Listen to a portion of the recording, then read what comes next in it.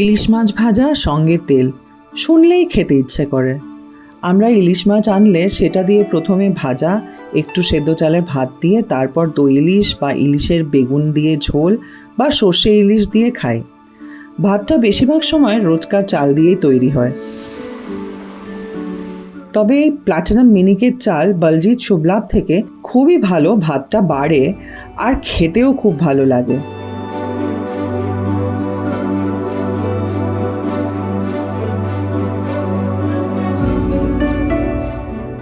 ইলিশ মাছ ভাজা ভালো করে এনজয় করতে লাগলে ঠিক ওজনের ইলিশ খুব দরকার।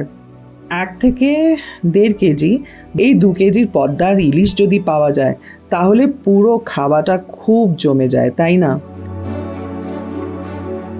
আমি বড় হয়েছি ইলিশ মাছের তেল আর সাথে শুকনো লঙ্কা ভাজা দিয়ে খেয়ে।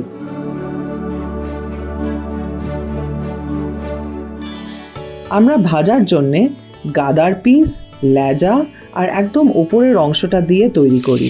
পেটিটা রাখা থাকে ঝোলের জন্যে।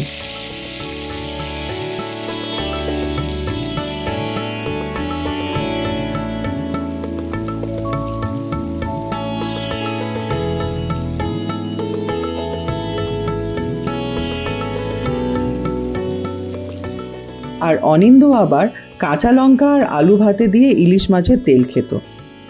বিয়ের পর থেকে আমরা এই দুটো নিয়ম চেঞ্জ করে এখন ইলিশ মাছ ভাজা সঙ্গে তেল, একটা করকরে করে ভাজা শুকনো লঙ্কা আর একটু আলু ভাতে দিয়ে মেখে খাই। কি যে অপূর্ব স্বাদ! আহা!